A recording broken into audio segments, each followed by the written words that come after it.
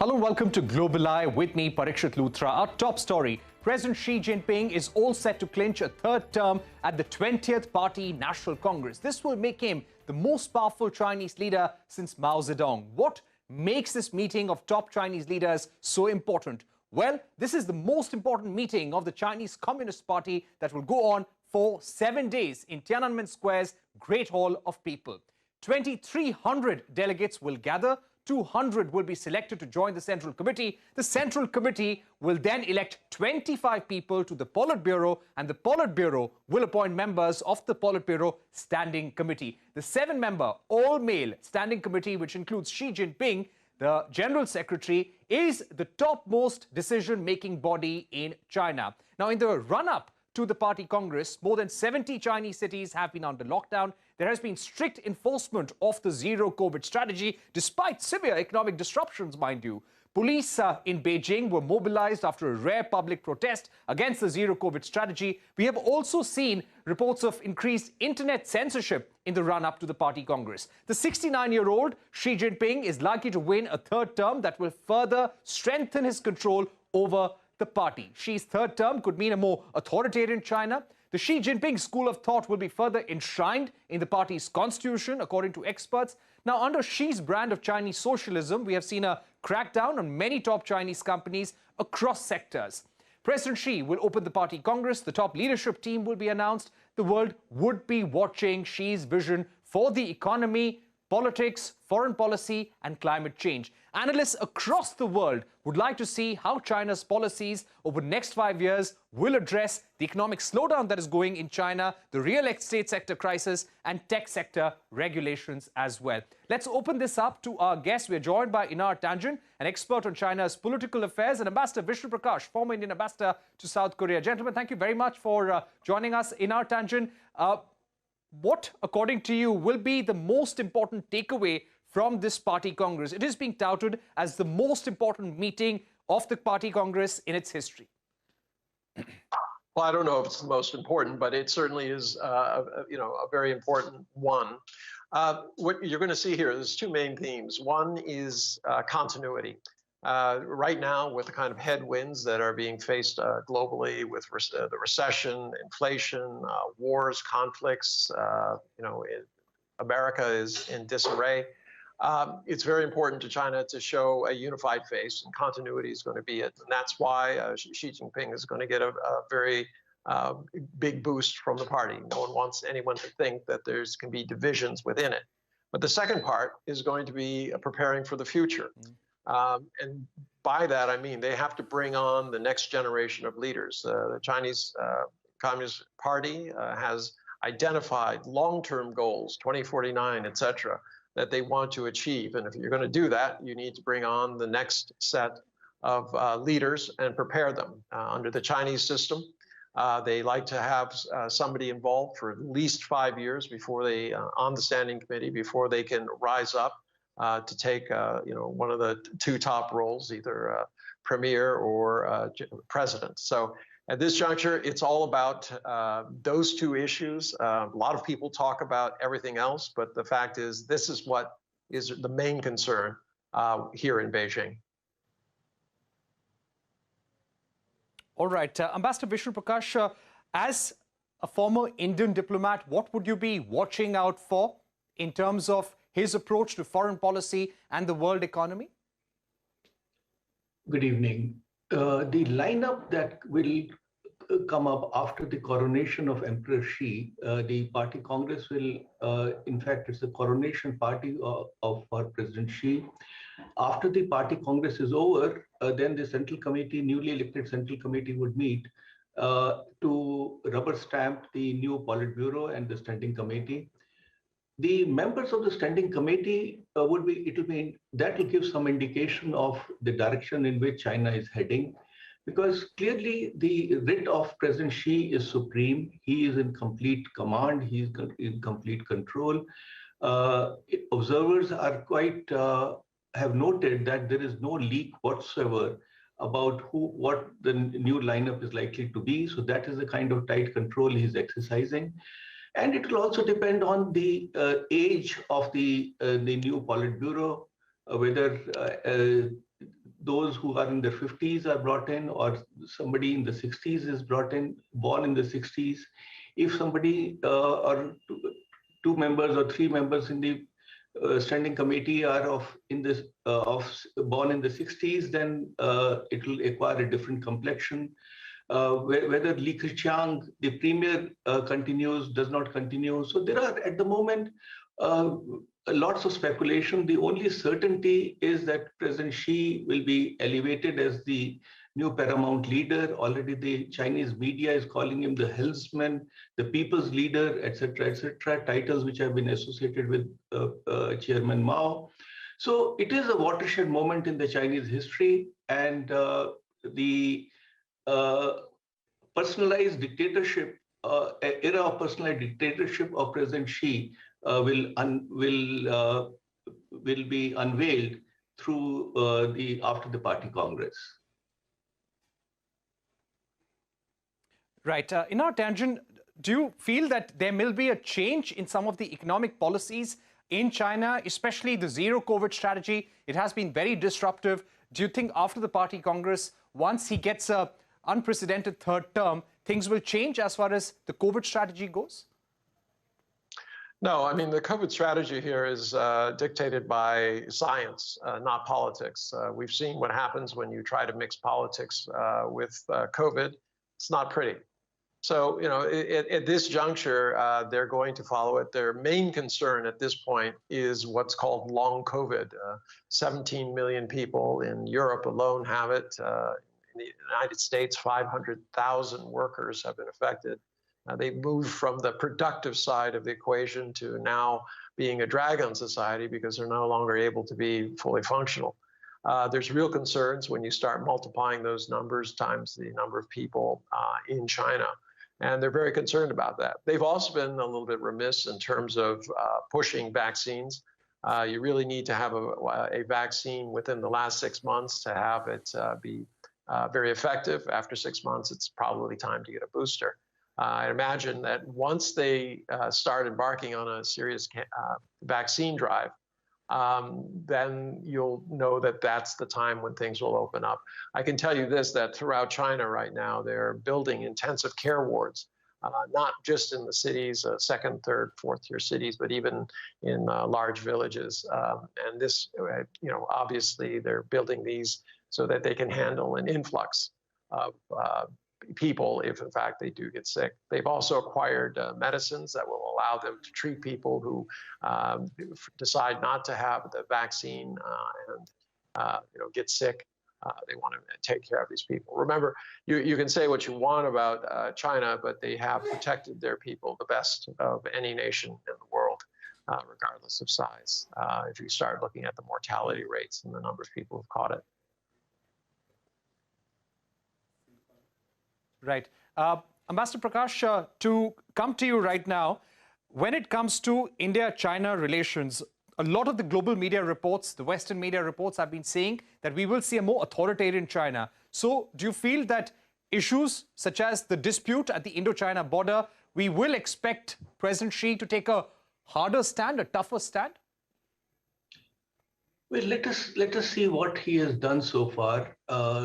During 10 years of his rule, there has been increasing number of standoffs, and frankly, the way they went about violating and tearing up all the CBA confidence building measures, the agreements, and the commitments that were given in 14 meetings with Prime Minister Modi is indicative of the kind of disposition that President Xi Jinping has. Not only with India, China today is at odds with most of its neighbors, and the kind of aggressive policies that are being followed are boomeranging, or there is a pushback. So now the question is whether it will be business as usual, in that he will want to take on any and everybody, or there is likely to be some change. We are not betting on any change, because it would appear that once all restraints on him are off, and he is basically the authoritarian leader, And the general belief is that he, without any restrictions on him now, he will take even a more aggressive stance vis-a-vis all his neighbors, including India, and we are prepared for that. Right. So you're saying we will possibly see a tougher President Xi Jinping. Let me get in our tangent once again. Einar, the kind of issues that we see facing the Chinese economy right now, the real estate crisis, the slowdown in the economy, do you think, and does the Chinese media also believe that there will be hints for an economic roadmap in his opening speech at the party Congress? There'll be a talk. The party is more about setting goals. The government itself, there will be another meeting in March. They'll have an actual government report. Here, they will have a party report. They will be talking about how well they have done against the benchmarks they set previously. They'll go for it. It's a very thorough report. And they talk about areas where they need to improve and things like that. So don't think that Xi Jinping is going to make a major policy speech at this juncture. It's possible, but it doesn't seem consistent with their idea of continuity, of trying to face up to all these headwinds. As you've heard from my colleague, the ambassador, he takes a very dim view of China, sees things in the veil of a strongman politics. I can tell you that having written books on Chinese city and government, that's not the way it works. It's a much more of a consensus situation, and you can see that in the way that China goes about dealing with RCEP and all of these SCO, etc. It is not about like the U.S. saying, "I have a veto, I can do this, I can do that. You have to be under my thumb." To the contrary, they invite people in, like under the SCO, they invited Pakistan and India in, knowing that it was not going to be easy, but not trying to push.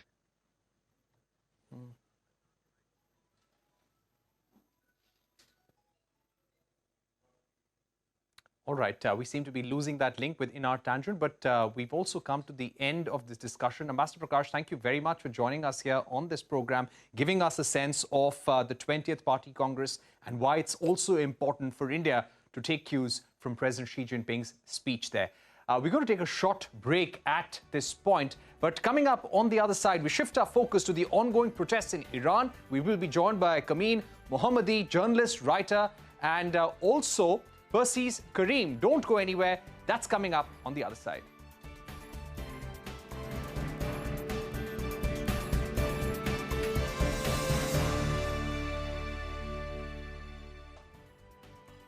As gunfire and protests continue across the streets of Iran, the anti-hijab protests are being seen as the most serious challenge to the Iranian authorities in decades. The protests were prompted by the death of 22-year-old Mahsa Amini in police custody. Amini was reportedly beaten up by Iran's so-called morality police for not wearing a hijab properly. She died in a hospital 3 days later, according to Iran's human rights group. More than 200 people, including 23 children, have died so far in the protests. However, the government has denied killing any protesters, even as people upload videos of police firing on the streets. To take this forward, I'm now joined by Kamin Mohammadi, writer and journalist, and Persis Karim, chair and director at Center for Iranian Diaspora Studies, joining us from San Francisco.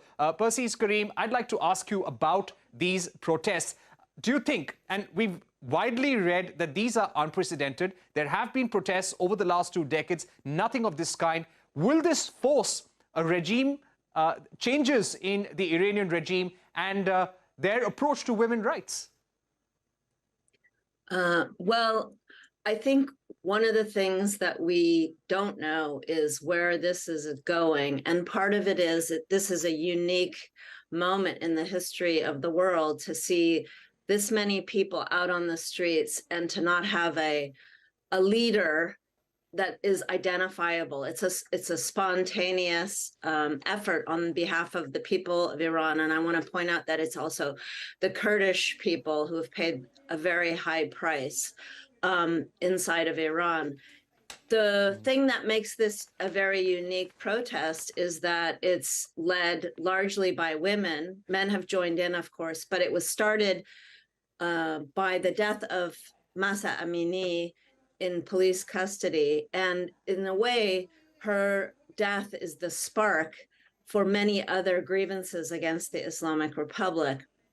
And I think what's important to point out is that this is one of many protests that have occurred over the last 20 years, as you point out.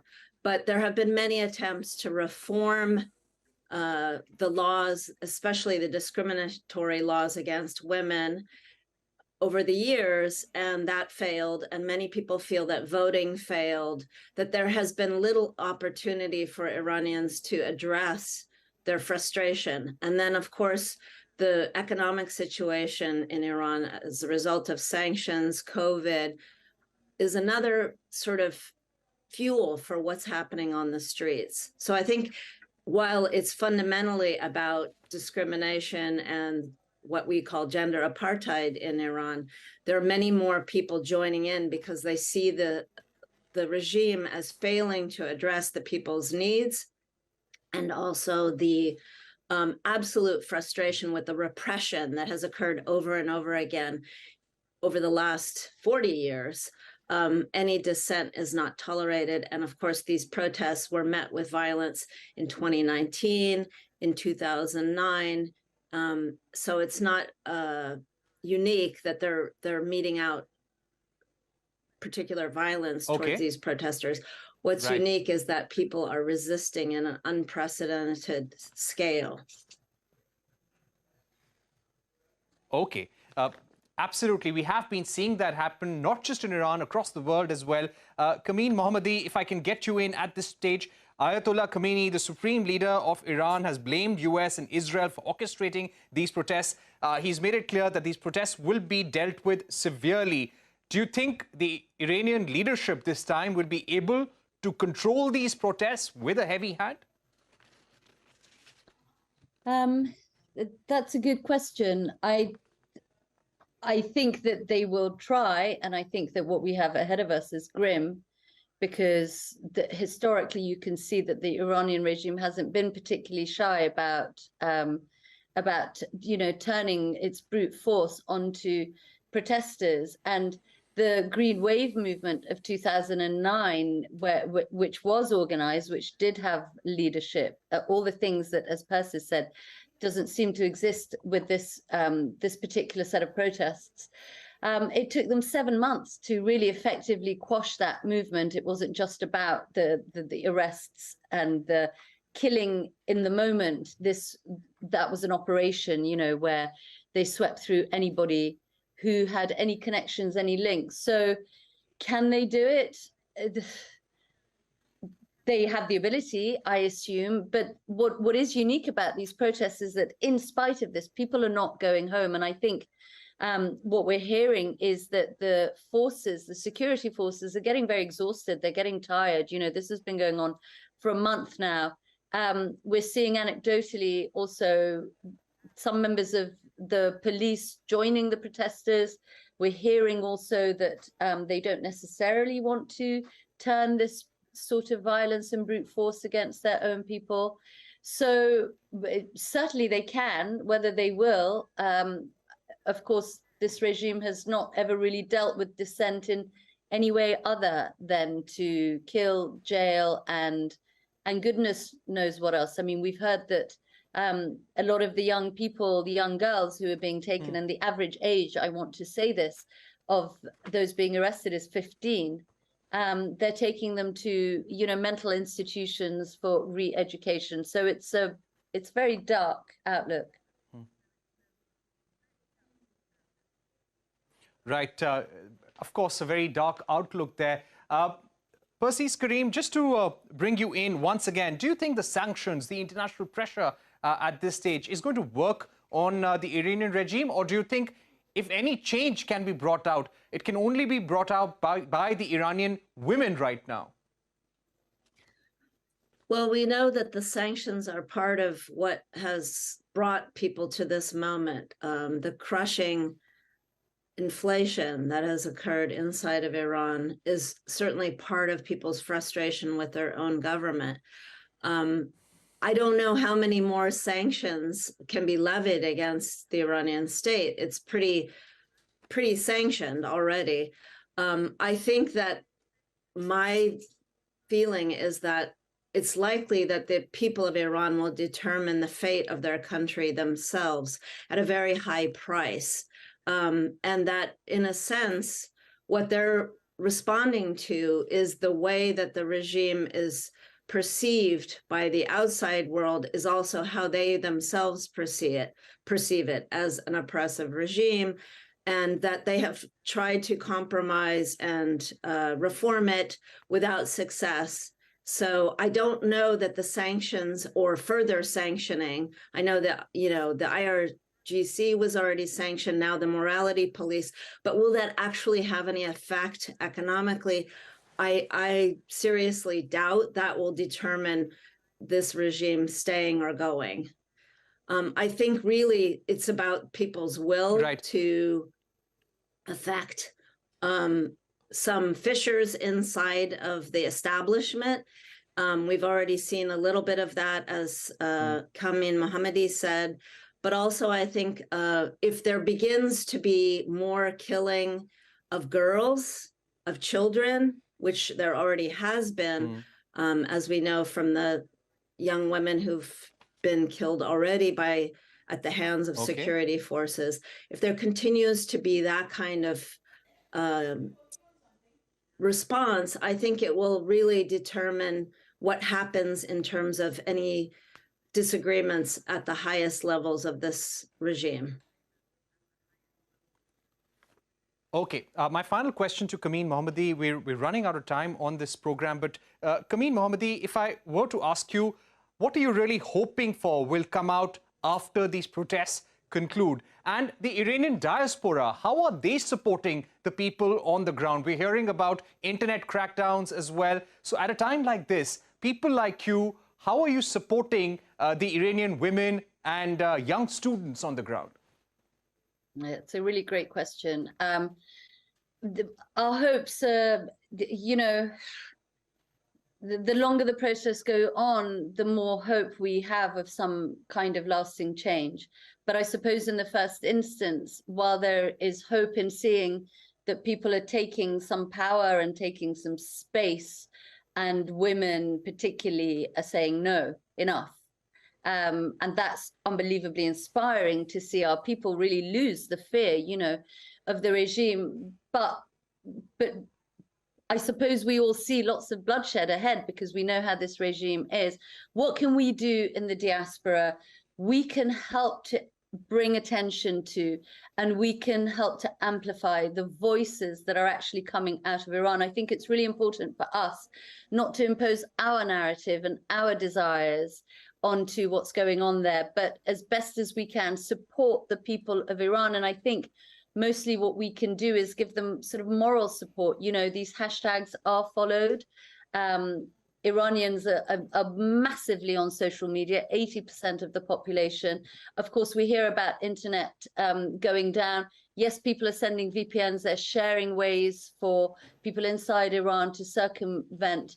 So, you need to also be careful because at the same time, while the regime is blaming the West, of course, any involvement from the West is only going to make things more difficult for the people on the ground. So I just keep saying this to people. I know it feels really little, but keep on speaking about it, amplify the voices, let everybody know what's going on, let the regime know that the world is watching. And let the people of Iran know that their bravery is not being ignored. It's not going unmarked. I think knowing that the world is supporting them, it's really important. They're the ones on the ground. They're the ones that are going to need the bravery, the stamina. I think the best that we can do is just keep drawing attention, to their cause, to what is going on, and try to explain and contextualize it. This is what we're doing, right? We're trying, we're coming on programs like yours to try and give to flesh out really what's going on, because we're running out of time. There's a lot that people don't know. It was really beautiful talking to you.